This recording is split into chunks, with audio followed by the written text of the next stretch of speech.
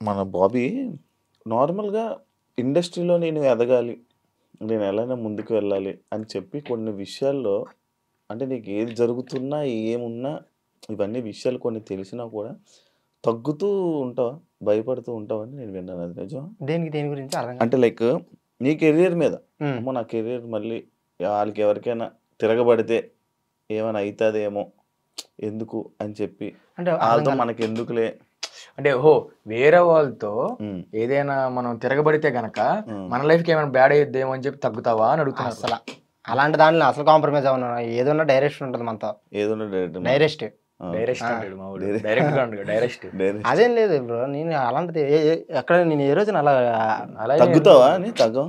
లేదు. నా తప్పుందా? హ్మ్. నేను కాళ్ళు పట్టుకుని సారీ బ్రో నన్ను క్షమించండి. నా వల్ల తప్పు జరిగిపోయింది. నేను కావాలని అయితే ఏం చేయలేదు. నన్ను ఒకసారి క్షమించండి హ్మ్. అని చెప్పుకుంటాం. మంద గాని తప్పు లేదనుకోండి. హ్మ్. హ్మ్. ఆ తర్వాత షోక్ వేరేగా ఉంటది. హ్మ్. హ్మ్.